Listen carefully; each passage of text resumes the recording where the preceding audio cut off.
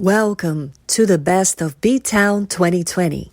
All right, BTOWN listeners, welcome into the best of the Bartholomew Town podcast for 2020. And boy, what a year, right? I mean, come on, let's be honest about it. But together, we're going to count down the top 20 episodes of the year. And we're going to do it in two parts. Today, we'll hear number 20 through 11. And then coming up on Friday, we'll hear the top 10 episodes of the year. This was calculated in a few different ways. Number one, through your votes. You know, some of you send me emails or tweeted at me or send me a direct message on Facebook or Instagram. So your contributions right there, that's one factor. Number two, kind of the obvious one, the number of downloads and streams that a particular episode received. And I looked at it from a couple of different ways. Number one, the total number of overall listens that an episode got. And then I also looked to kind of keep track of episodes that were released, let's say in like January or March or something, and how those episodes performed throughout the summer and into the fall, because there's definitely a relevance to that. You know, an episode that is somehow able to sustain interest for the duration of the year. So that plus my own opinion, kind of hearing from people throughout the year, that's how I came up with this list. It was super difficult to do so. Now, we released well over 100 episodes in 2020. Saw massive gains in listenership. I mean, on some platforms, we're up like 850%. And that's because of all of you out there, honestly. You know what I mean? I put the content out and you share it, you talk about it, you make this program what it is. And I just want to say, I'm talking to you specifically listening right now. Thank you so much for everything that you've done to help elevate this platform to what it is now. And going into this year, we had some good traction. I felt like Bartholomew Town was something that reached a lot of people. And this year it has just expanded exponentially. And I haven't spent any money on promotion or anything like that. It's just been pure organic growth. So again, thank you all so much for that. You know, this year, when I look back on it, it's going to be really difficult to even process all that happened. You know, I've referenced it a few times on the show, and I'll reference it again right now. That Sunday morning in March where we got summoned as media members to a press conference at the Department of Health featuring Governor Raimondo and Dr. Alexander Scott. And in that presser, they announced that COVID-19 had reached Rhode Island, that first case that goes back to the St. Ray's Academy trip to Italy. From that point forward, I feel like my life has just been moving at 300 miles per hour. And it's honestly been difficult for me to catch my breath, to stay focused.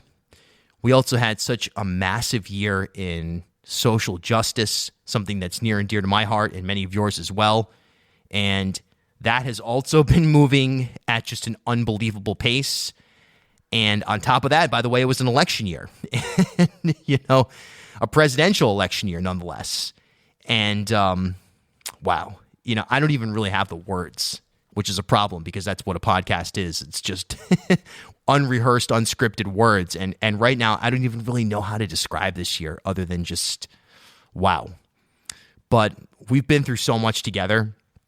You know, I think about the live streams that I started doing this year and having that chance to really interact with you on a regular basis, one-on-one, or your contributions to the BTOWN group, whatever it may be, out in the field, you know, being at the governor's press conferences, just getting to this new level of intimacy and interaction. It's just been really special, and I can't thank you all enough. Again, I just am very appreciative of your trust and your willingness to kind of take a chance and come here to this place for what I believe is oftentimes very important information and perspective. I also want to thank all of the guests who have been on the show this year. There have just been so many people who have contributed so much knowledge, experience, compassion, empathy, and perspective, again, that word, that has helped to build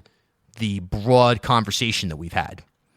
So what a year, you know, for me, again, seeing this massive growth on the podcast, seeing the growth on the social media side, getting into the live streams, getting into the television sector, which will really expand more in 2021, but working with Rhode Island PBS on this new show, and of course with WPRO doing radio, whether it was on air as a host or contributing stories, there's just been so much that I don't even really know that I can process it fully.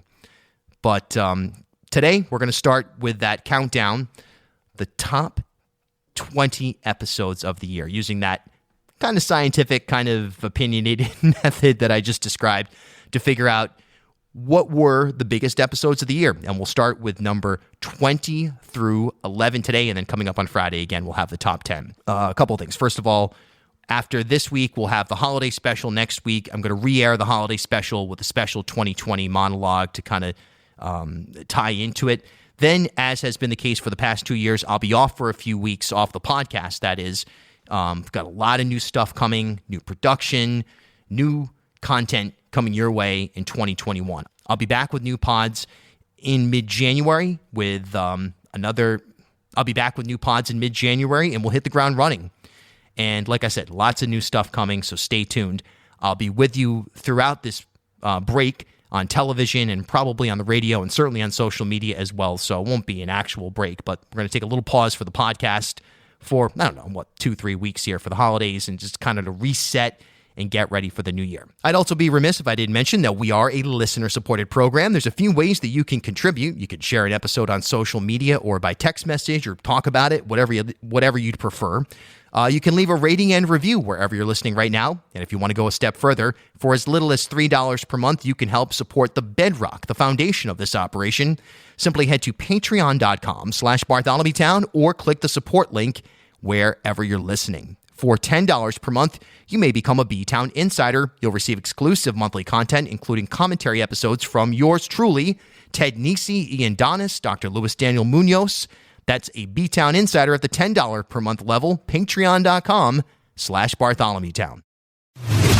All right, folks, kicking off the top 20 of 2020, we go back to March 10th for a conversation with Providence Mayor Elorza. Now, this was inside his office at City Hall, discussing the new Providence, a concept that he had rolled out earlier in the year during his State of the City address. And what's interesting about this, I think this was the last in-person interview that I conducted right before the pandemic struck here in the Ocean State. And I remember having kind of a casual back and forth with Mayor Elorza right before we started the interview, right there in his office, kind of going back and forth on COVID. And we knew it was going to be something real and serious, but I don't think any of us knew that it was going to turn into the saga that it certainly did soon after this conversation. All right, so we are here in the mayor's office at Providence City Hall. Good afternoon, Mayor. Thanks so much. Well, good afternoon, Bill. It's great to have you here. A real pleasure. So, at the State of the City just a few weeks ago, I guess it was about a month ago now, a concept you rolled out, the new Providence. WPRO Steve Klampkin, I think he counted it 41 times. That's in the it. Speech. That's it, yeah. So let's get right into, if you don't mind, sort of the gist of what that means. I think broadly we know what it means, but Providence residents, but for everyone in Rhode Island, what does that mean? I think it starts with the realization, frankly, that the Providence of today is very different than the Providence that I grew up in and that many other folks throughout the city grew up in. And it begins with, 40 years ago, Providence was not known. City Hall wasn't known as a place that was known for integrity, that was known for transparency, that was known for honesty. And so we've changed that, and we've been very responsible with all the decisions that we've made. And fiscal responsibility is an important piece of that. So now we're making our full pension payments. We finished every year with a surplus. We have a rainy day fund, a real rainy day fund for the first time in probably decades.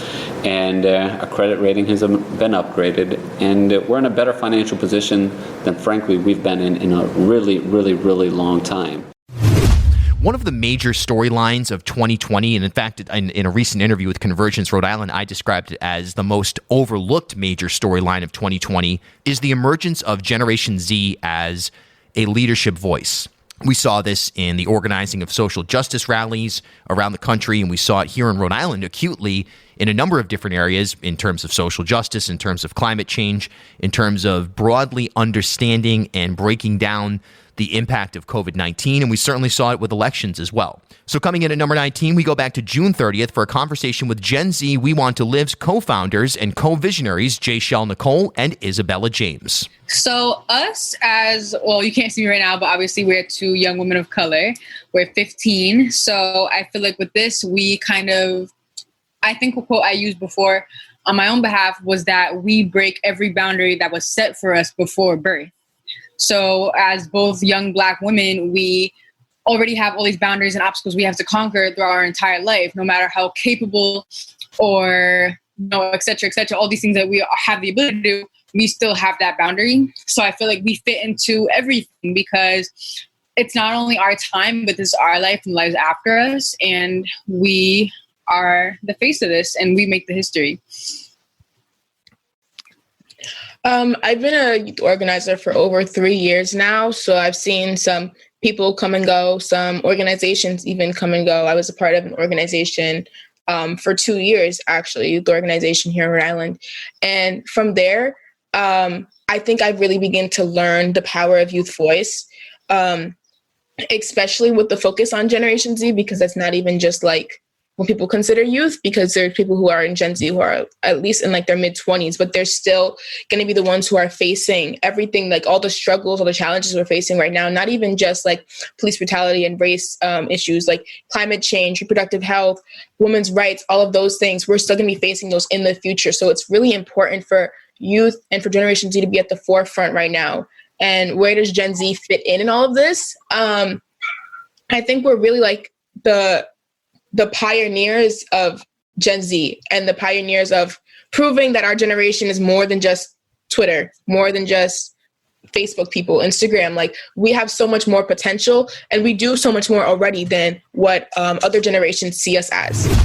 All right, coming in at number 18 on the Best of BTOWN 2020 edition is another member of Gen Z, Ryan Lukowitz of North Kingstown, who launched his own weather forecasting blog and podcast, Overcoming a Disability to Become an Inspiring Rhode Islander. And we had a great conversation here on BTOWN with the man himself. Take that and write my own forecast. And, it sounds stupid, but it starts with a nice intro, good, whatever morning, and just being friendly and being like I care about each one of the people who are reading my forecast. I think that's really important and critical. All right, there was obviously a lot of uncertainty, and there certainly still is a lot of uncertainty when it comes to the epidemiological questions surrounding COVID-19. But it was nice to have Dr. James McDonald of the Rhode Island Department of Health on the program back on April 21st. This was an enormously popular episode that really helped us to gain an understanding of the thought process inside the Department of Health. Now, you got to remember, this is when, parks were closed. We were in ostensibly a full-scale lockdown, and I know I was kind of freaking out. I know a lot of you were as well, and it was just good to have the Department of Health put forth Jim McDonald for a conversation. So coming in at number 17 here on the Best of B-Town, Dr. McDonald. As far as nursing homes go, our future there is gearing up. We're doing some of this already. We're doing what we call cyclical testing. Cyclical testing means we're going to be there every week or so, just testing the staff and the residents in all of these nursing homes, the ones that are most affected at first. And that's really the beginning of our surveillance on this. And part of the reason I talk about surveillance, what surveillance is, and keep in mind, in the past 2 months here, we've been doing case finding. Case finding means we're going to try to find the people who are sick. That's what case finding is. It's a public health intervention. That's what case finding is. Surveillance means now we're just testing people who happen to be in a particular environment. And surveillance is different. And the reason why surveillance is important is what we're really recognizing with the virus, the SARS-CoV-2 virus that causes the COVID-19 diseases, some people are asymptomatic. And if you find those folks sooner and then have them isolated, get them out of play, you're much less likely to spread the disease. So that's why surveillance is important.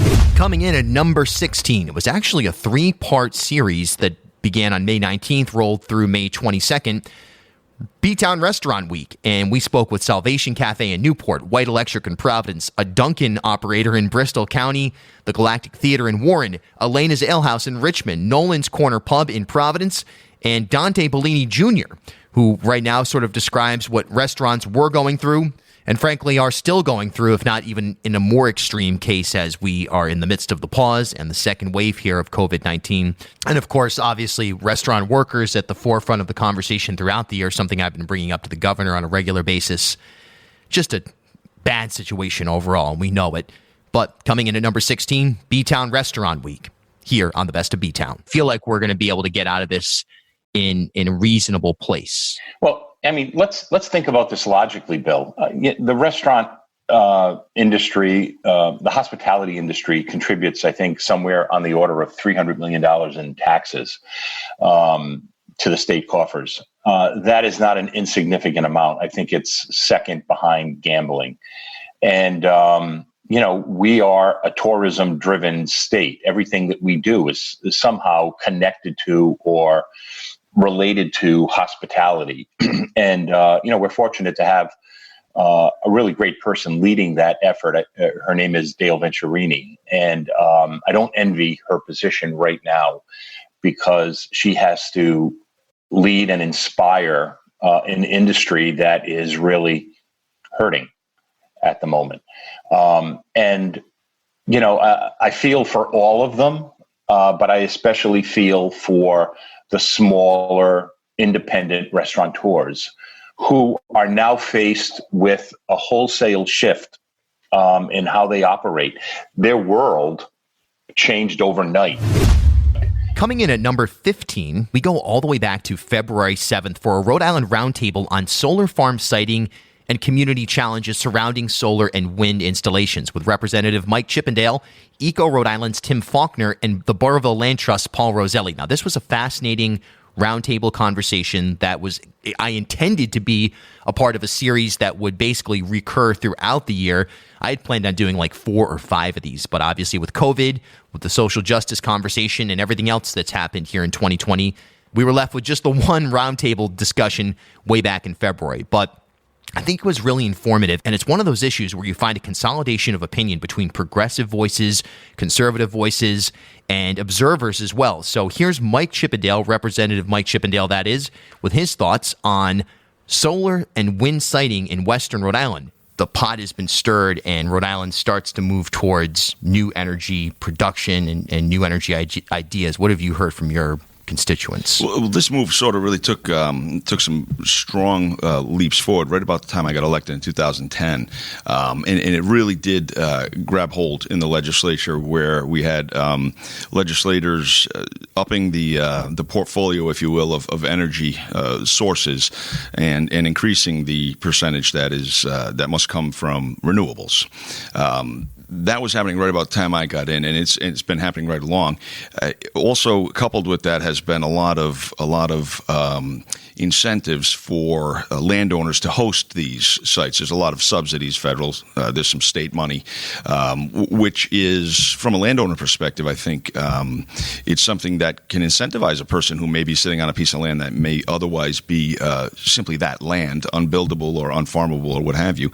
But what we've seen, unfortunately, is it's gone too far over that, and now there's such a strong financial incentive for these types of installations to be done, that we're taking viable forest land and farmland that is forested, and we're clear cutting it by the hundreds of acres in the western part of Rhode Island to erect solar fields and turbines. There's some cute semantics going on with the term farm being used associated with solar and wind, which I reject completely, because it has nothing to do with farming. It destroys farmland. It is nothing more than an industrial power production facility being sited in what should be either farmland or protected forested land. I think one of the major points of 2020 that I like to think about is that we've been fed this false dichotomy that somehow we have to choose between our own health and well-being and our medical sector and our business sector, particularly on the small business sides. That's a false dichotomy that can be remedied with a variety of robust programs on the economic side of things in terms of getting dollars into the pockets of small businesses and dollars into the pockets of workers, and with a common sense solution to pausing restrictions, whatever it may be, when it comes to the state as a whole and navigating COVID-19. Well, coming in at number 14, back on May 31st, we had a conversation between Lieutenant Governor Dan McKee, who has been really one of the state's leading small business advocates, and Dr. Luis Daniel Munoz, who has been one of the state's leading advocates for health and equity. He's actually a member of Governor Raimondo's Equity Council. And we got right into that exact conversation. Like, we can bridge these two quote unquote schools of thought to get us through this pandemic. It's not one or the other. And I'd be remiss to not give a shout out to Dr. Munoz because he was a part of our live stream broadcast that happened mostly during the lockdown, quote unquote, March, April, and early May. He would offer a lot of perspective and commentary following the governor's address on a regular basis. And I know a lot of you became familiar with his work during that period. So coming in, number 14, Lieutenant Governor McKee and this man, Dr. Luis Daniel Munoz. When we're talking about a pandemic and a highly transmissible disease, the reality is that as much as it affects one community, it will eventually also impact another community. And we've seen this health crisis turn into an economic crisis. So what we've done, and when I say we, as an individual, I've always advocated for these things, but one person can't create the necessary change, right? It needs to be a group and a community together. And so community leaders and organizations have come together to demand health equity. And what that means in terms of context is really opening testing up, removing the physician requirement, more transparency around the data. We can't mobilize our resources to support communities unless we really truly have a good understanding of the transmission rates of the population that actually has the disease, right? So when we talk about incidence and prevalence, those things need good data. And so transparency is a pivotal component of that. You're listening to the Best of BTOWN 2020 edition. I'm your host, Bill Bartholomew. A tremendous honor and privilege to serve you with content all throughout this maniacal year, no doubt about it. All right, coming in at number 13, our BTOWN 2020 primary special. We had WPRI's Ted Nesi. We had the Public Radio's Ian Donis on for some commentary. We had candidates Dylan Conley, Lenny Seo, and the ultimately victorious Tiara Mack, who led a charge of Rhode Island political cooperative candidates into the Senate in particular. Our 2020 primary special, number 13 on the Best of BTOWN 2020. It's been the wackiest election season in probably going back to like pre-automobiles or something. I don't know. Like it seems so disrupted. But have you been able to communicate not only those issues, but also your personality and kind of your energy to your potential voter base via virtual or even door knocking? Yeah. So I have recently started door knocking, or not recently. I started door knocking at the end of June, beginning of July, when it felt a little bit safer in New England to kind of like get out there and expose myself to this virus while dealing with anxiety, depression, social isolation, all of those cute, wonderful things that we're all dealing with together during COVID-19. And I think for a lot of people, it's the idea that we need change. Senator Harold Metz has represented this district since it was created in 2004. And before that, he was a state representative from the late 80s, early 90s. So he's been in politics longer than I've been alive. Well, coming in at number 12 here on the Best of BTOWN 2020, we welcome back United States Senator Sheldon Whitehouse for a robust conversation on everything from elections to COVID-19. You heard it right here, exclusively on BTOWN. From a messaging standpoint, getting people on board to understand it's not just rioters versus patriots or some kind of narrative that's been portrayed. Yeah, I think the Republicans have done a very good job of creating that fake narrative and trying to diminish or deprecate all the people who, in good faith, perfectly peacefully, and with an ardent desire in their hearts to make things better, went out and protested the way Americans are allowed to do, to make their views heard. They obviously don't want that, so they've turned it into the sort of patriots versus rioters narrative. Well, number 11 here on the Best of BTOWN is an episode that I honestly wish we never had to record, and it's sad that we did, to be honest with you. But it's Jen Rourke, who was a candidate for Senate out of Warwick, a member of the Rhode Island Political Co-op, who faced racial taunts during an online campaign event. This was actually a powerful conversation. I know that when I was selecting what would be, included in this best of, it was something that I personally thought should be in there. And I know I heard from a number of you who said, hey, that was really important and really powerful, and sad. There's no doubt about it, but authentic. And a lot of credit goes to Jen for sharing her perspective, sharing her story. And here it is, number 11 on the Best of BTOWN, quote unquote, right? Jen Rourke, just after she faced racial taunts during an online campaign event. But most of the people in office don't live the way that I live. Right. Like they don't have to understand that my skin color determines how I'm treated. I don't have that privilege. They have the privilege, so they don't have to deal with it. So people, when they attack them on their policy. Why can't they do the same for someone like me? Right. And this idea that somehow like the conversation about privilege or anything like that is part of the liberal conservative spectrum, that it's somehow, and look, Donald Trump has a lot to do with this. There's no question about it, but it goes way beyond, political figureheads. This is deeply rooted nonsense that there are folks who, going back to the COVID-19 situation, who, having grown up in the southern part of the state, I see some of these kids posting on my Facebook wall that they just have no clue about what's going on not even 40 minutes up the street. These are the same folks who, when you'd go play Central Falls in a soccer game, there'd be all kinds of remarks and the gym teacher would be saying, "Oh, watch your stuff. Everybody leave your stuff on the bus." This moronic ignorance is pervasive. And I guess that's the thing that strikes me as you were subjected to something as a public person.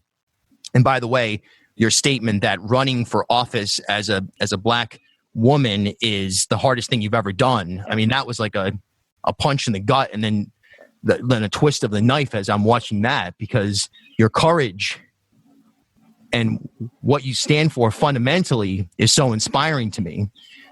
But the fact that we don't have a full court press to erase this sort of thinking in any sort of institution, churches, or other houses of worship, music and sports and whatever it may be, politics, media, you name it. I mean, we need to get to a point where this is so outrageous and shameful a way of thinking that nobody in their right mind would touch it, but we're not even close. Yeah. The biggest issue is we need to have the conversation. We need to have that uncomfortable conversation that nobody wants to have. It needs to be had. I am the person, I hate when people say, I don't see color. Oh, I'm colorblind. I don't see color. Yeah. Yeah. You see that I am a brown person. You see this. I need you to understand. I need you to understand what it's like to be me. This is the Bartholomew Town Podcast.